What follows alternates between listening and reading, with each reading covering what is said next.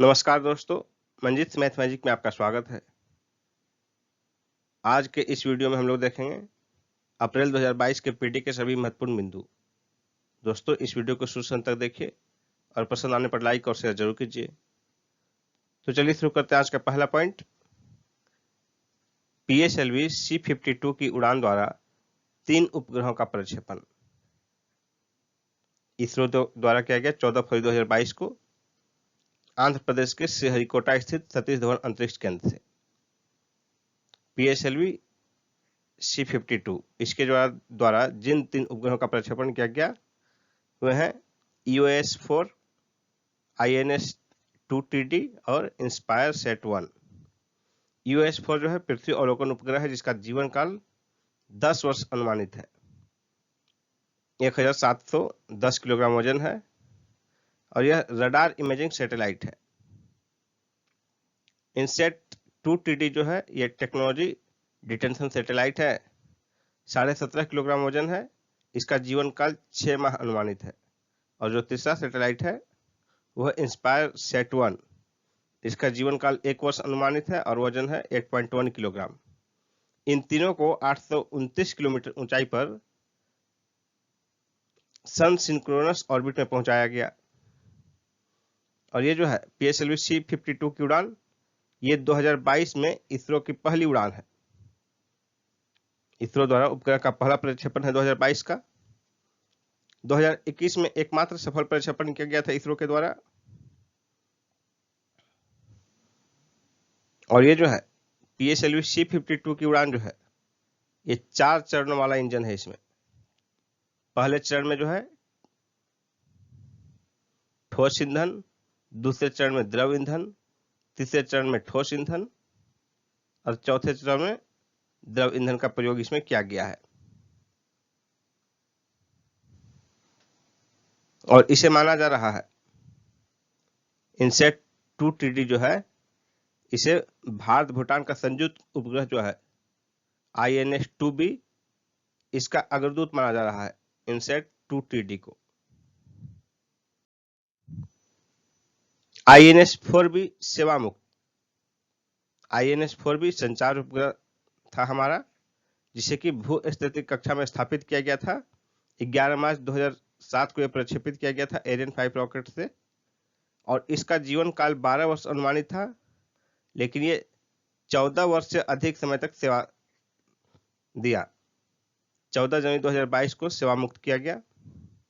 यह इसरो का 21वां ऐसा जियो सैटेलाइट है जिसका पोस्ट मिशन डिस्पोजल किया गया है।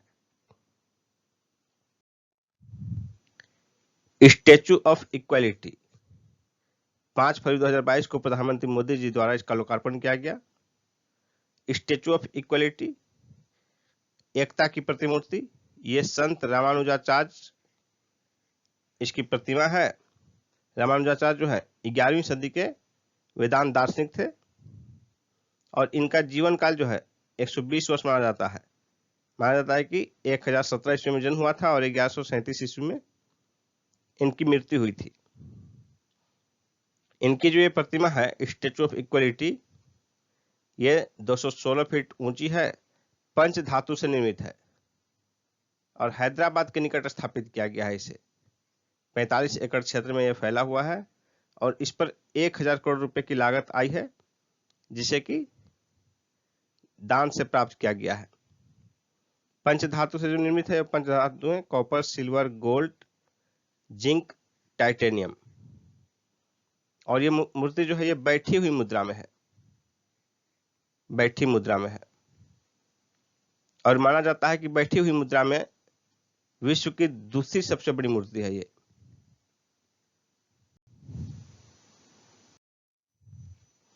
IPL 2022 हेतु खिलाड़ियों की नीलामी 12-13 फरवरी 2022 को बेंगलुरु में संपन्न हुई। IPL 2022 जो है 26 मार्च से 29 मई 2022 के बीच प्रस्तावित है। इसमें कुल 10 टीमें हिस्सा लेंगी। इसके पहले इसमें 8 टीमें होती थी, इस बार 2 नई टीमें शामिल की गई हैं। और नीलामी हेतु कुल 1214 खिलाड़ियों ने रजिस्ट्रेशन किया था। इसमें से 590 खिलाड़ियों की नीलामी की गई। इनकी बोली लगी। 590 में 370 भारतीय हैं और 220 विदेशी। जो 590 कुल नीलाम किए गए, नीलामी हेतु चयनित किए गए, उसमें से 204 खिलाड़ी नीलाम हुए, बाकी 384 को किसी ने नहीं चुना। 1214 रजिस्टर्ड थे, उसमें से 590 को नीलामी हेतु चयनित किया गया और इनमें से नीलामी हुई मात्र 204 की। 386 को किसी ने नहीं खरीदा। और सबसे अधिक बोली लगी ईशान किशन की। बिहार के ईशान किशन की बोली सबसे अधिक लगी, 15.25 करोड़ रुपए में मुंबई इंडियंस ने खरीदा। दूसरे स्थान पर बोली लगी दीपक चाहर की, चेन्नई सुपर किंग द्वारा 14 करोड़ रुपए में। श्रेयस अय्यर को खरीदा गया कोलकाता नाइट राइडर द्वारा 12.25 करोड़ रुपए में। और विदेशी खिलाड़ियों में सर्वाधिक बोली लगी लिविंगस्टोन, इंग्लैंड के खिलाड़ी हैं लिविंगस्टोन, 11.5 करोड़ रुपए में पंजाब किंग्स के द्वारा।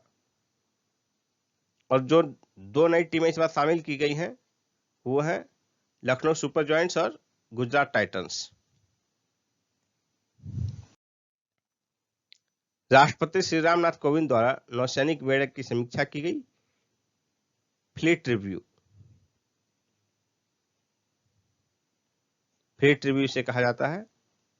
21 फरवरी 2022 को विशाखापत्तनम तट पर यह 12वां फ्लीट रिव्यू था भारत के राष्ट्रपति द्वारा।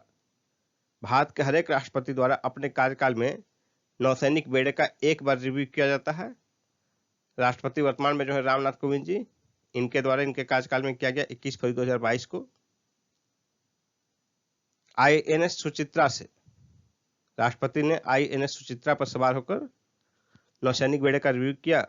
INS सुचित्रा है स्वदेश निर्मित अपतटीय गश्ती पोत्र। और ये जो रिव्यू था फ्लीट रिव्यू, इसका थीम था भारतीय नौसेना राष्ट्र की सेवा में 75 वर्ष। इसके पहले जो पिछले राष्ट्रपति द्वारा किया गया था 2016 में किया गया था 6 फरवरी 2016 को विशाखापत्तनम तट पर। और भारत का पहला फ्लीट रिव्यू नौसेना का राष्ट्रपति द्वारा किया गया था राजेंद्र प्रसाद के द्वारा अक्टूबर 1953 में। Operation Ganga, operation Ganga Ukraine से भारतीय नागरिकों के स्वदेश वापसी हेतु भारत सरकार द्वारा चलाया गया अभियान है। और इसमें भारतीय नागरिक में अधिकांश जो है मेडिकल स्टूडेंट हैं, मेडिकल छात्र छात्राएं हैं जो कि यूक्रेन पढ़ाई करने गए थे। और 2000 से अधिक लोगों को लाया जा चुका है। यूक्रेन की राजधानी कीव से उड़ान सेवा बंद होने के कारण आसपास के सीमावर्ती देश जैसे कि पोलैंड, हंगरी, रोमानिया, बुल्गारिया आदि वहां से सड़क मार्ग के द्वारा लाया गया और इन देशों से फिर हवाई मार्ग से भारतीयों को वापस अपने देश लाया गया। और इसमें समन्वय के लिए, इन देशों के साथ समन्वय स्थापित करने के लिए 4 मंत्रियों को भेजा गया था। टेबल टेनिस महासंघ के प्रशासन हेतु दिल्ली उच्च न्यायालय द्वारा प्रशासक की नियुक्ति की गई फरवरी 2022 में। टेबल टेनिस खिलाड़ी मनिका बत्रा की याचिका पर, टेबल टेनिस खिलाड़ी मनिका बत्रा की याचिका पर सुनवाई करते हुए दिल्ली उच्च न्यायालय ने यह निर्णय दिया। इसमें प्रशासक समिति की नियुक्ति की गई गीता मित्तल की अध्यक्षता में 3 सदस्य, गीता मित्तल की अध्यक्षता में 2 अन्य सदस्य चेतन मलिन और SD मुदगिल, इन 3 सदस्यों वाली कमेटी नियुक्त की गई। और न्यायमूर्ति रेखा पल्ली ने table tennis federation of India को निलंबित कर दिया। अहमदाबाद श्रृंखलाबद्ध बम विस्फोट 26 जुलाई 2008 को घटित हुआ था और इसका फैसला अहमदाबाद की एक विशेष अदालत द्वारा हाल ही में आया है 18 फरवरी 2022 को।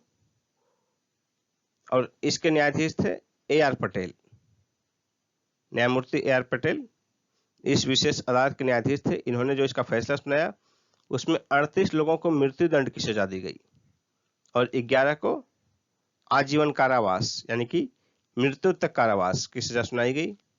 और ये पहली बार ऐसा हुआ कि इतनी बड़ी मात्रा में किसी एक मामले में लोगों को फांसी की सजा सुनाई गई है।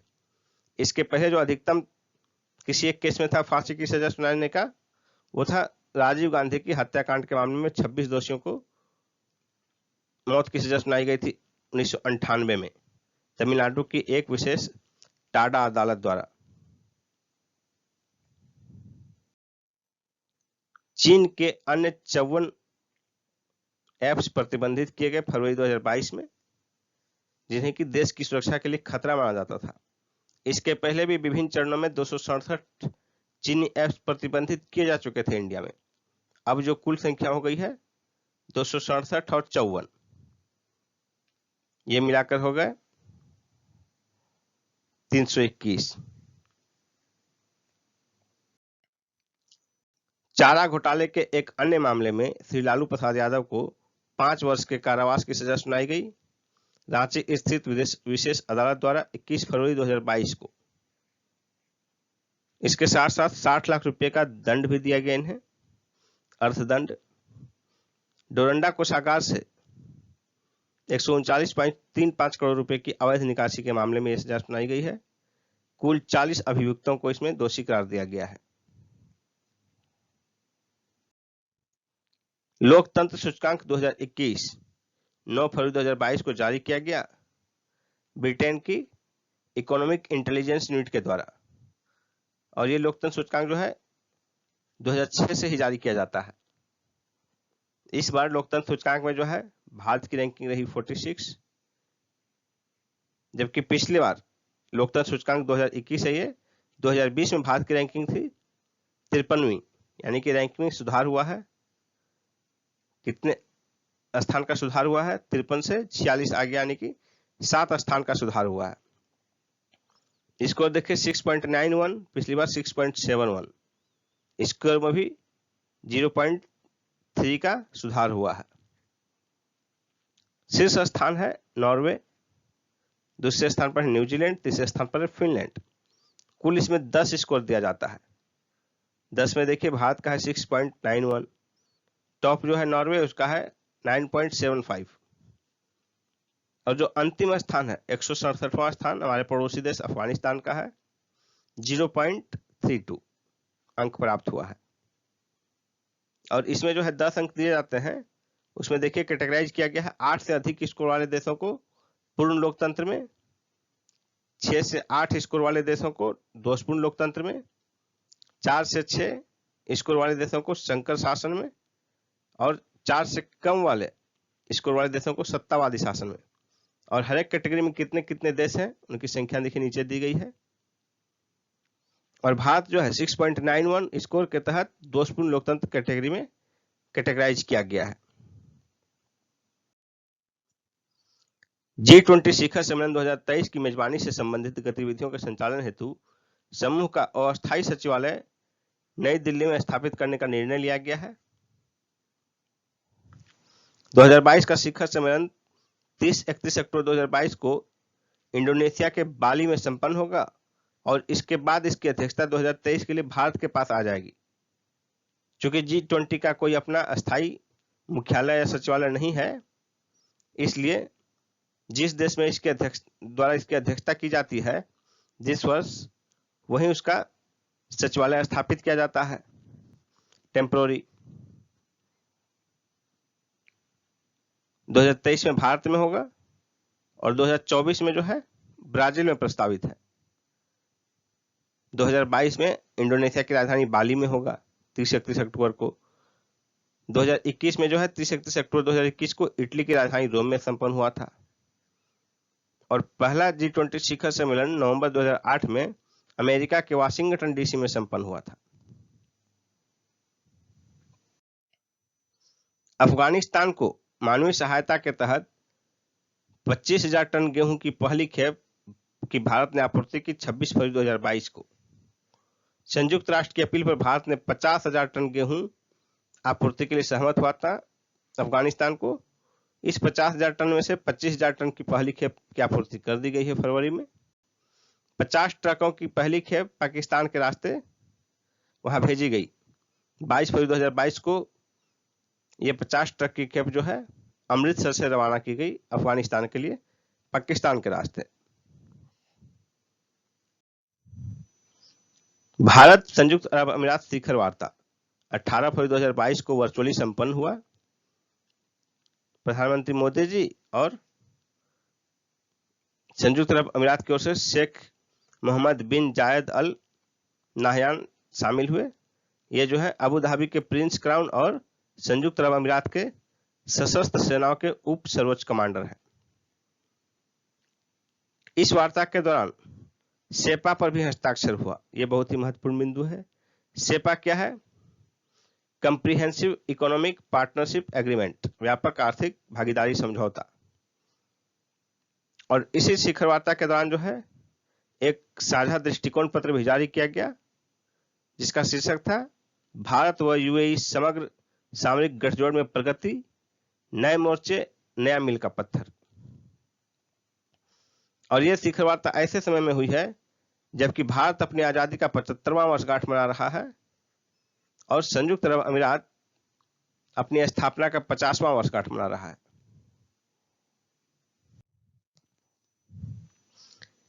रूस यूक्रेन युद्ध बहुत ही चर्चा में है इन दिनों।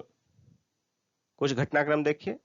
21 फरवरी को यूक्रेन से अलग होने का दावा करने वाले पूर्वी यूक्रेन के दो क्षेत्रों लुहांस्क तथा डोनेट्स्क को अलग गणराज्य के रूप में रूस द्वारा मान्यता प्रदान की गई, अलग देश के रूप में। इसके 2 ही दिन बाद 23 फरवरी को संयुक्त राज्य अमेरिका और सहयोगी देशों द्वारा रूस पर कई आर्थिक प्रतिबंध लगाए गए और उसके अगले ही दिन 24 फरवरी 2022 को रूस ने यूक्रेन पर हमला बोल दिया। नवीन शेखरप्पा, ये खार्किव में भोजन की कतार में लगे भारतीय छात्र की रूसी बमबारी में मौत हो गई। खार्किव जो है ये यूक्रेन में एक स्थान है। यूक्रेन की राजधानी है कीव। यूएन सिक्योरिटी काउंसिल में रूस के खिलाफ निंदा प्रस्ताव लाया गया अमेरिका के द्वारा। 28 फरवरी को इस पर मतदान हुआ। भारत, चीन, संयुक्त अरब अमीरात मतदान से अलग रहे और रूस ने इस पर वीटो किया।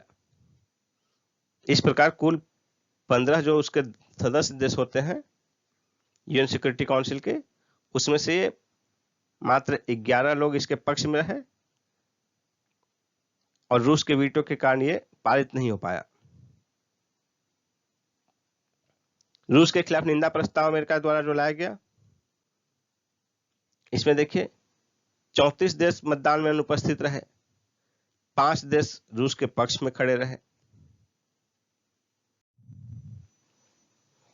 नेपाल के मुख्य न्यायाधीश राणा के विरुद्ध अविश्वास प्रस्ताव पारित हुआ और उन्हें पदमुक्त कर दिया गया।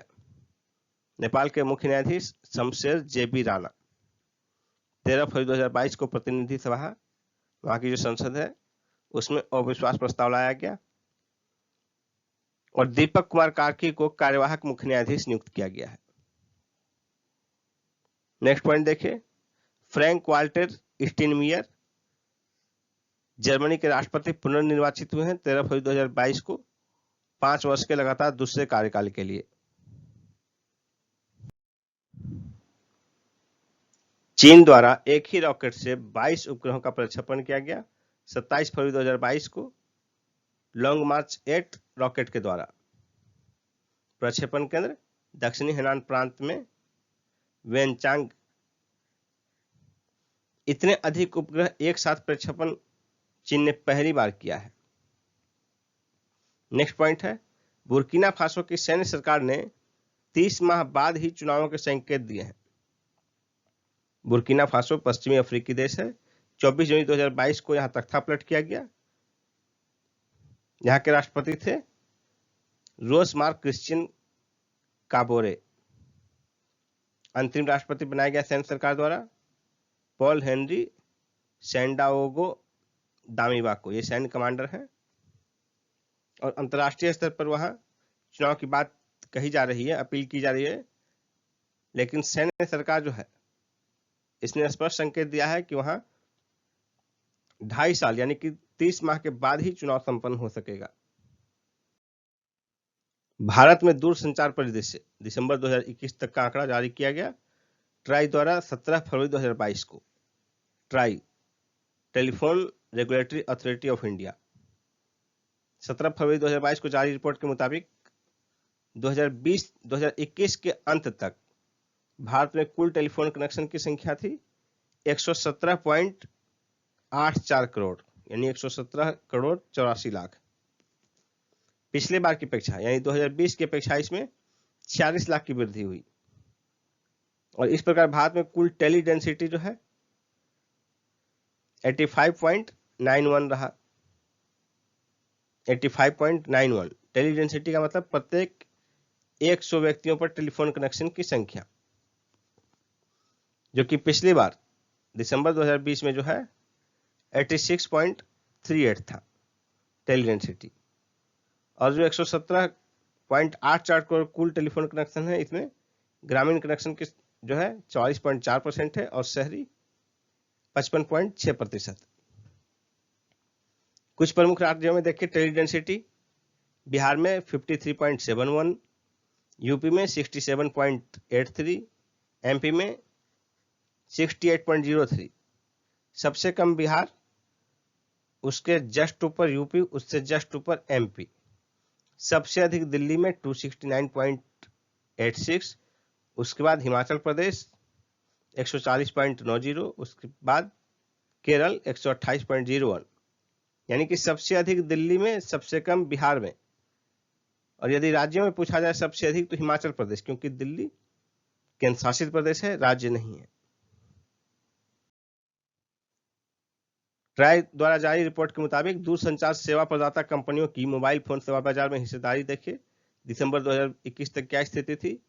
सबसे अधिक हिस्सेदारी है रिलायंस जियो की 36%, दूसरे स्थान पर भारती एयरटेल 30.81% और तीसरे स्थान पर है वोडाफोन आइडिया 23%, BSNL 9.9%, MTNL 0.28% और रिलायंस कम्युनिकेशन 0.0003%। BSNL, MTNL ये दोनों सार्वजनिक क्षेत्र की कंपनियां हैं भारत में मात्र। इन दोनों की कुल हिस्सेदारी है 10.19%, जो कि सार्वजनिक क्षेत्र का कुल हिस्सेदारी हो गया 10.19%। शेष जो 89.81% है वो निजी क्षेत्र की हिस्सेदारी है दूरसंचार सेवा प्रदाता क्षेत्र में। भारत सहित अधिकांश देशों में 2021 में कच्चे इस्पात के उत्पादन में वृद्धि दर्ज की गई है। इससे संबंधित आंकड़ा जारी किया गया फरवरी 2022 में। इसके मुताबिक विश्व स्तर पर 2021 में इस्पात के उत्पादन में 3.7% की वृद्धि दर्ज की गई है। 2020 में जहां कुल उत्पादन था 1880 मिलियन टन, वही बढ़कर हो गया 1950 मिलियन टन 2021 में। टॉप 10 देश जो है इस्पात उत्पादक, उसमें सिर्फ चीन और ईरान के ही उत्पादन में गिरावट दर्ज की गई है।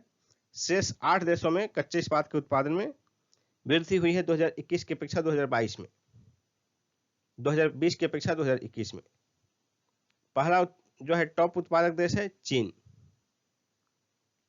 जो कि 1032 मिलियन टन उत्पादन किया 2021 में। उसके पहले 2020 में उत्पादन देखिए, यह है 2020 का उत्पादन और यह है 2021 का उत्पादन। 2020 में था 1064.7 मिलियन टन, जो 3% घटकर हो गया 1032.8 मिलियन टन। दूसरे स्थान पर है भारत, 2020 के 100.3 मिलियन टन की अपेक्षा 17.8% बढ़कर 2021 में हो गया कुल उत्पादन 118.1 मिलियन टन। जापान 83 से 96 मिलियन टन, अमेरिका 72 से 86 मिलियन टन। और देखिए खास बात इसमें चीन के आंकड़ा पर गौर कीजिए। विश्व स्तर पर कुल उत्पादन 1950.5 मिलियन टन हुआ, उसमें से 1032.8 मिलियन टन अकेले चीन का है, यानी 55% से अधिक हिस्सेदारी अकेले चीन की है। कृषि को आधुनिक रूप देने के लिए 100 किसान ड्रोन्स का उद्घाटन किया गया 18 फरवरी 2022 को प्रधानमंत्री मोदी जी के द्वारा वीडियो कॉन्फ्रेंसिंग के जरिए। इन ड्रोन्स का निर्माण किया गया है गरुड़ एयरटेल के द्वारा। इन ड्रोन्स के जरिए खेतों में आवश्यक दवाओं, कीटनाशकों तथा पोषक तत्वों का छिड़काव किया जा सकेगा। इसके अतिरिक्त भू अभिलेखों के डिजिटलीकरण में भी ये ड्रोन उपयोगी साबित होंगे।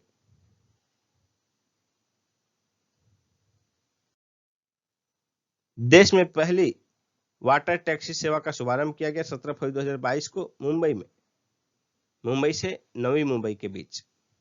इसका उद्घाटन केंद्रीय बंदरगाह, नौवहन, जलमार्ग एवं आयुष मंत्री श्री सर्बानंद सोनोवाल के द्वारा किया गया वर्चुअली। इस सेवा के लिए निर्मित बेलापुर घाट का उद्घाटन महाराष्ट्र के मुख्यमंत्री उद्धव ठाकरे के द्वारा किया गया। एशिया के सबसे बड़े गोवर्धन यानी कि बायो सीएनजी संयंत्र का लोकार्पण 19 फरवरी 2022 को किया गया। प्रधानमंत्री मोदी जी के द्वारा मध्य प्रदेश के इंदौर में वीडियो कॉन्फ्रेंसिंग के जरिए। इस बायो सीएनजी संयंत्र के द्वारा से प्रतिदिन 550 टन गीले जैविक कचरे को ट्रीट करने की क्षमता है इसमें। इस संयंत्र द्वारा उत्पादित सीएनजी का कम से कम 50% खरीद इंदौर नगर निगम द्वारा किया जाएगा और इस सीएनजी से इंदौर नगर निगम 400 सिटी बस चलाएगी। 2021-22 में देश में खाद्यान्न सहित अधिकांश उपजों का रिकॉर्ड उत्पादन की बात कही गई कृषि मंत्रालय द्वारा 16 फरवरी 2022 को जारी अपने दूसरे अग्रिम अनुमान में। और जो रिकॉर्ड उत्पादन जिनकी बात कही गई है उनमें है कुल खाद्यान्न, चावल, गेहूं, मक्का, दलहन, चना, मूंगफली, गन्ना, रैपसीड और सरसों, इन सभी के रिकॉर्ड उत्पादन की बात कही गई है 2021-22 में। बैंकों से ली हुई ऋण राशि के घोटाले का अब तक का सबसे बड़ा मामला उजागर हुआ है फरवरी 2022 में 22,842 करोड़ रुपए का एबीजी शिपयार्ड का घोटाला। कंपनी ने लोन की राशि का उपयोग मूल उद्देश्यों के अलावा दूसरे उद्देश्यों के लिए भी किया, यह भी एक आरोप का बिंदु है। कंपनी के लोन अकाउंट को जून 2016 में एनपीए घोषित कर दिया गया था और ये जो कुल 22,842 करोड़ रुपए का घोटाला है विभिन्न बैंकों का लोन, इसमें देखिए जो प्रमुख बैंक शामिल हैं,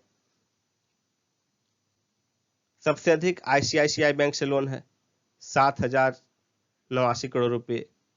आईडीबीआई बैंक का लोन है 3,634 करोड़ रुपए। एसबीआई का लोन है 2,925 करोड़ रुपए। उसी तरह बैंक ऑफ बड़ौदा का लोन है 1,614 करोड़ रुपए। पीएनबी का है 1,244 करोड़ रुपए और इंडियन ओवरसीज बैंक का लोन है 1,228 करोड़ रुपए। 2021-22 की छठी अंतिम मौद्रिक नीति में भी रेपो रेट और बैंक रेट सहित सभी प्रमुख बैंकिंग दरें अपरिवर्तित रही। ये जारी किया गया 10 फरवरी 2022 को। इसमें देखिए अद्यतन दरें क्या है। Repo rate 4%, reverse repo rate 3.35%, bank rate और एमएसएफ रेट 4.25%, सीआरआर 4% और SLR 18%। Def Expo 2022 defence exhibition 2022 सैन्य सुरक्षा प्रणालियों पर एशिया की सबसे बड़ी प्रदर्शनी। इसका आयोजन द्विवार्षिक होता है। 10 से 14 मार्च 2022 के बीच इसका आयोजन गुजरात के गांधीनगर में होना था, लेकिन अंतर्राष्ट्रीय परिस्थितियों के कारण इसे स्थगित कर दिया गया है। और पिछला जो है डेफ एक्सपो 2020 5 से 8 फरवरी 2020 के बीच उत्तर प्रदेश की राजधानी लखनऊ में संपन्न हुआ था। कुछ प्रमुख नियुक्तियां देखते हैं। Professor M Jagadesh Kumar UGC के चेयरमैन नियुक्त किए गए हैं। इससे पहले ये जेएनयू के वाइस चांसलर रहे हैं। शांति श्री धूलीपुड़ी पंडित ये जेएनयू की वीसी नियुक्त की गई हैं। प्रोफेसर एम जगदीश कुमार के जो जेएनयू के वीसी थे उनके यूजीसी के चेयरमैन नियुक्त किए जाने के बाद ये पद खाली हो गया था और ये जेएनयू की वीसी नियुक्त की जाने वाली पहली महिला है। दिनेश प्रसाद सकलानी एनसीईआरटी के निदेशक नियुक्त किए गए हैं। विनीत जोशी सीबीएसई के चेयरमैन नियुक्त किए गए हैं। माधव पुरी बुच सेबी की पहली महिला चेयरमैन नियुक्त की गई हैं।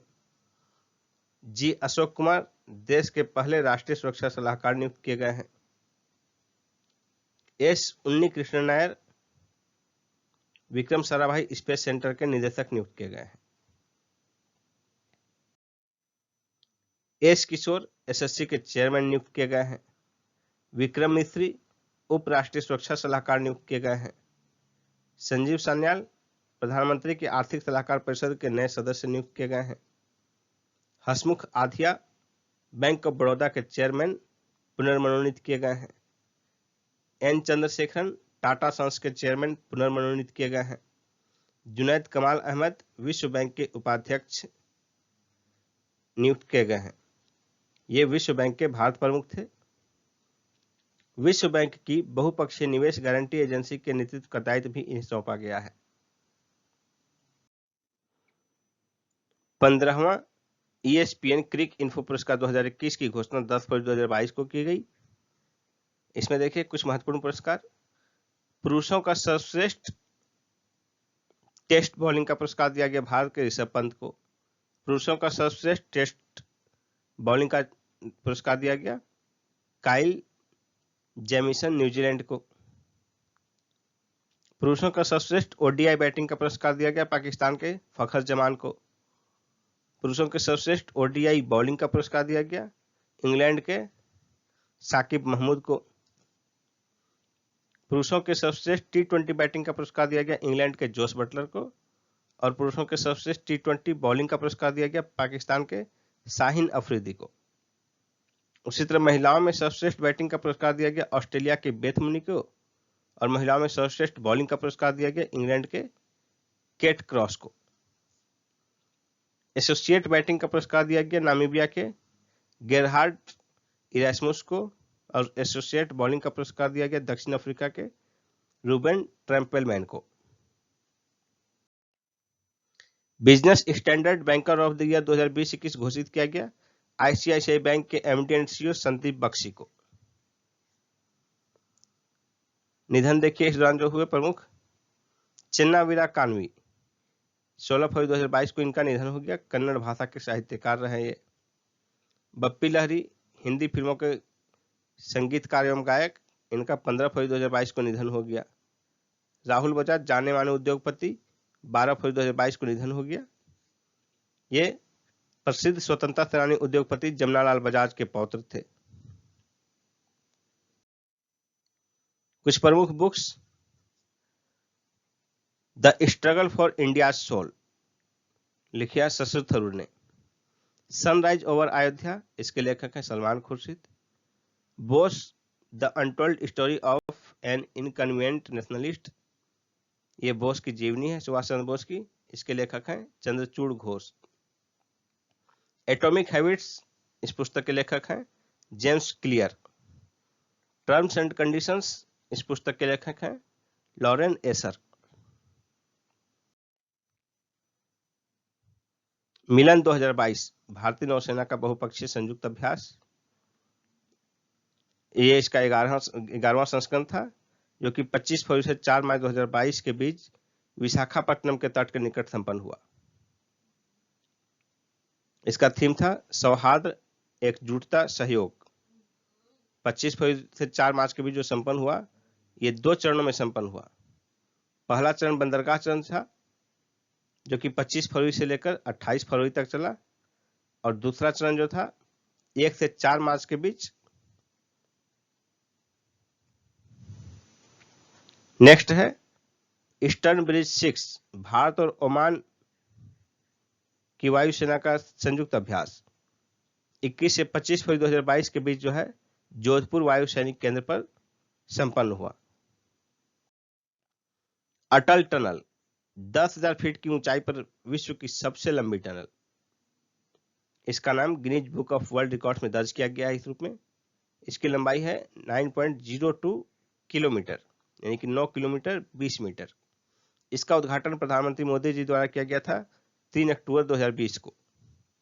अटल टनल जो है हिमाचल प्रदेश में स्थित है। कुल्लू के मनाली तथा लाहौल स्पीति को जोड़ने वाली ये टनल है। सिंगापुर एयर शो में तेजस विमानों का प्रदर्शन किया गया। सिंगापुर एयर शो जो है एक द्विवार्षिक आयोजन है जो कि 15 से 18 फरवरी 2022 के बीच संपन्न हुआ। ब्रिटेन का बहुपक्षीय वायुसैनिक कोबरा वॉरियर अभ्यास रद्द। यूक्रेन रूस की अंतर्राष्ट्रीय परिस्थिति जो है उसके कारण रद्द कर दिया गया। ये 6 से 27 मार्च 2022 के बीच प्रस्तावित था। खजुराहो नृत्य महोत्सव 2022 48वां वार्षिक आयोजन था। 20 से 26 फरवरी 2022 के बीच जो है ये संपन्न हुआ। इसका थीम था आजादी का अमृत महोत्सव। खजुराहो जो है मध्य प्रदेश के छतरपुर जिले में स्थित है। चीन में चीते का वर्ष प्रारंभ। 1 फरवरी 2022 से जो है चीन में चीते का वर्ष प्रारंभ किया गया है। ईयर ऑफ द टाइगर, चीते का वर्ष। शकीबुल गनी ये बिहार के क्रिकेटर हैं। प्रथम श्रेणी पदार्पण मैच में ही 13 शतक लगाने का इन्होंने रिकॉर्ड बनाया, विश्व रिकॉर्ड। 18-19 फरवरी 2022 को कोलकाता में इन्होंने बनाया, मिजोरम के खिलाफ रणजी मैच में 341 रन की पारी खेली। महिलाओं का भारत न्यूजीलैंड ओडीआई श्रृंखला न्यूजीलैंड में संपन्न हुआ। मिताली राज के नेतृत्व में भारत की कप्तान थी मिताली राज। न्यूजीलैंड 4-1 से जीता। भारत वेस्टइंडीज श्रृंखला फरवरी 2022 में संपन्न हुआ। वेस्टइंडीज का भारत दौरा था। इस दौरान 3 एकदिवसीय और 3 टी20 मैच खेले गए।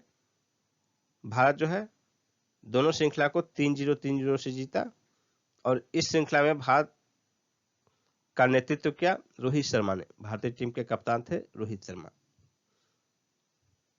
भारत वेस्टइंडीज का जो ओडीआई श्रृंखला था, इसी श्रृंखला के एक मैच में पहला ही मैच जो था वो भारत का 1000वां एक दिवसीय मैच था और 1000 एक दिवसीय मैच खेलने वाला भारत विश्व का पहला देश है। सबसे अधिक एक दिवसीय मैच खेलने वाला भारत 6 फरवरी को जो खेला अपना 1000वां मैच, उस दिन तक दूसरे स्थान पर था ऑस्ट्रेलिया 958 मैच खेलकर और तीसरे स्थान पर था पाकिस्तान 936 मैच खेलकर। भारत का 1000वां मैच जो है वेस्टइंडीज के खिलाफ खेला गया 6 फरवरी 2022 को अहमदाबाद के नरेंद्र मोदी क्रिकेट स्टेडियम में खेला गया। इसमें भारत 6 विकेट से जीता। भारत ने अपना पहला एक दिवसीय मैच 13 जुलाई 1974 को इंग्लैंड के विरुद्ध लीड्स में खेला था। भारत श्रीलंका श्रृंखला 2022 2 टेस्ट और 3 टी20 मैच खेले गए फरवरी मार्च 2022 में। श्रीलंका टीम का भारत दौरा था। 3 टी20 मैच को भारत जो है 3-0 से जीता। आईसीसी अंडर 19 वर्ल्ड कप 2022 14 जनवरी से 5 फरवरी 2022 के बीच वेस्टइंडीज की मेजबानी में संपन्न हुआ। इसको जीता भारत ने रिकॉर्ड 5वीं बार इंग्लैंड को हराकर 4 विकेट से। इंग्लैंड को 4 विकेट से हराया भारत ने और भारत रिकॉर्ड 5वीं बार इसका विजेता बना है आईसीसी अंडर 19 विश्व कप का। इसमें कुल 16 टीमें भाग ली थी। कोविड के कारण अंतिम समय में न्यूजीलैंड के बाहर हो जाने के कारण इसमें स्कॉटलैंड को शामिल किया गया। इसमें सर्वाधिक रन बनाए साउथ अफ्रीका के डिवाल्ड ब्रेविस ने 506 रन। इन्हें प्लेयर ऑफ द सीरीज घोषित किया गया। सर्वाधिक विकेट लिया श्रीलंका के डिनिथ वेल्लालेज ने, कुल 17 विकेट लिए। इस श्रृंखला में भारतीय टीम का नेतृत्व किया यश ढुल ने, यानी कि भारतीय टीम के कप्तान थे यश ढुल, जिन्हें कि बाद में आईसीसी अंडर 19 टीम का कप्तान घोषित किया गया। अफ्रीका कप ऑफ नेशंस 2021 ये फुटबॉल का टूर्नामेंट है। 9 जनवरी से 6 फरवरी 2022 के बीच कैमरून में संपन्न हुआ। जीता सेनेगल ने मिस्र को हराकर और सेनेगल पहली बार इसका विजेता बना है। पेनाल्टी शूटआउट में जीता 4-2 से। इसमें कुल 24 टीमें शामिल थी।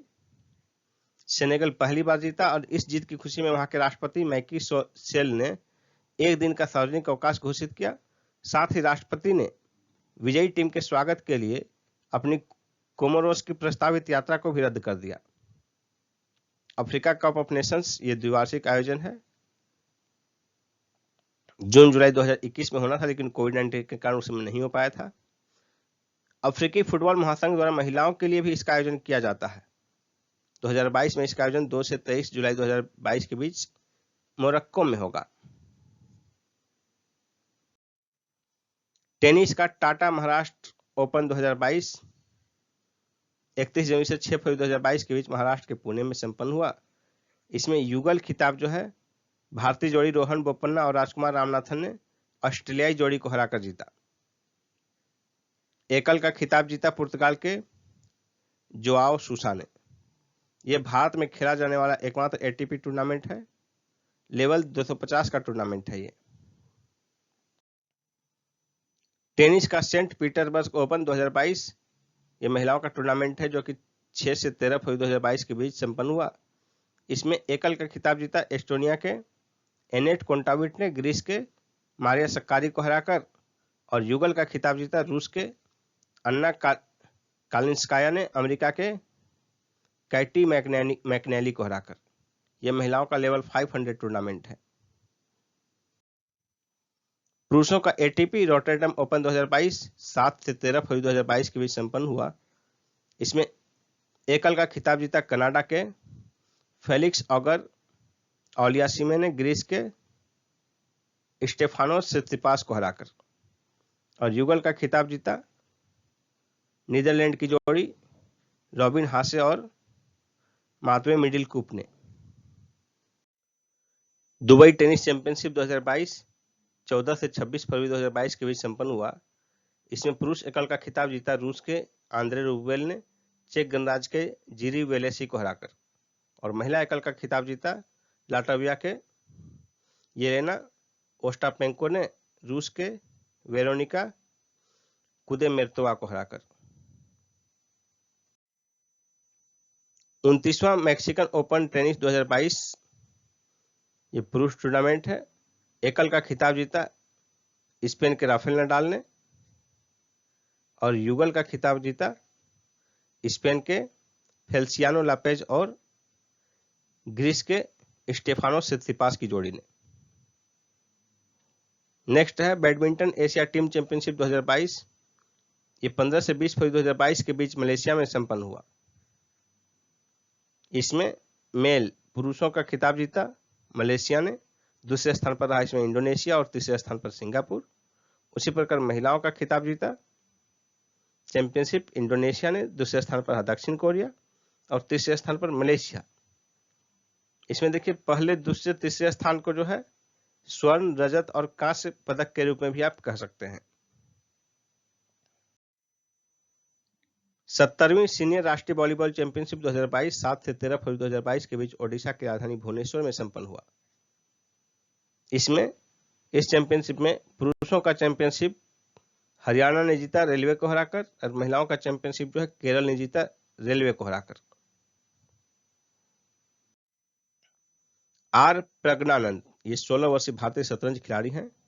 21 फरवरी 2022 को अपने एक मुकाबले में इन्होंने विश्व चैंपियन मैग्नस कार्लसन को हराया, और विश्व चैंपियन मैग्नस कार्लसन को हराने वाले ये तीसरे भारतीय खिलाड़ी हैं। इसके पहले विश्वनाथन आनंद और पी हरिकृष्ण इन दोनों ने मैग्नस कार्लसन को हराया है। अंतर्राष्ट्रीय ओलंपिक समिति के 2023 के सत्र की मेजबानी भारत को मिली। ये 140वां सत्र होगा जो कि मई जून 2023 में संपन्न होगा मुंबई के जियो वर्ल्ड सेंटर में, मुंबई में होगा। और अंतर्राष्ट्रीय ओलंपिक समिति का जो है सत्र का मेजबानी भारत द्वारा दूसरी बार किया जा रहा है। इसके पहले 40 वर्ष बाद हो रहा है, यानी कि इसके पहले 40 वर्ष पहले 1983 में हुआ था नई दिल्ली में। इस बार हो रहा है मुंबई में। 24वां शीतकालीन ओलंपिक खेल 2022 4 से 20 फरवरी 2022 के बीच चीन की राजधानी बीजिंग में संपन्न हुआ। इसमें 15 खेलों की कुल 109 स्पर्धाएं शामिल थी। 91 देशों के 2871 खिलाड़ियों ने इसमें भाग लिया। हैती और सऊदी अरब पहली बार इसमें शामिल हुए। रूस के खिलाड़ी प्रतिबंध के कारण रशियन ओलंपिक कमेटी के ध्वज तले शामिल हुए। भारत के एकमात्र खिलाड़ी इसमें शामिल हुए मोहम्मद आरिफ खान, जम्मू कश्मीर के अल्पाइन स्कीयर। और 6 सदस्यीय दल वहां भेजा गया था, जिसके प्रमुख थे हरजिंदर सिंह। ये आइस हॉकी एसोसिएशन के महासचिव हैं। इसमें देखिए शुभंकर था, बिंग ड्वेन एक प्लेफुल पांडा है। इसका पहला स्वर्ण पदक जीता थेलेसी जोहांग ने, नॉर्वे के खिलाड़ी। जोहान्स स्ट्रोलर ऑस्ट्रिया के स्कीयर हैं, इन्होंने स्वर्ण पदक जीता। और इनका खास बात यह है कि एक ही स्पर्धा में स्वर्ण जीतने वाले पिता पुत्र की जोड़ी है। इसके पहले 1988 में इनके पिता हर्बर्ट ने कैलगरी ओलंपिक में स्वर्ण पदक जीता था, जोहान्स स्ट्रोल्ज के। एक ही स्पर्धा में शीतकालीन ओलंपिक में स्वर्ण जीतने वाली पिता पुत्र की पहली जोड़ी है ये। अगला जो है 25वां शीतकालीन ओलंपिक 2026 में इटली में संपन्न होगा, इटली के मिलान शहर और कोर्टिना शहर में। अब पदक तालिका देखिए, शीर्ष पर है नॉर्वे, दूसरे स्थान पर जर्मनी, तीसरे स्थान पर चीन, चौथे स्थान पर अमेरिका। भारत ने कोई पदक नहीं जीते, एक ही खिलाड़ी शामिल थे, वो पदक नहीं जीत सके। नॉर्वे ने 16 स्वर्ण, 8 रजत और 13 कांस्य सहित कुल 37 पदक जीते। जर्मनी ने 12 स्वर्ण, 10 रजत और 5 कांस्य सहित कुल 27 पदक जीते। चीन ने 9 स्वर्ण, 4 रजत और 2 कांस्य सहित कुल 15 पदक जीते। अमेरिका ने 8 स्वर्ण, 10 रजत और 7 कांस्य सहित कुल 25 पदक जीते।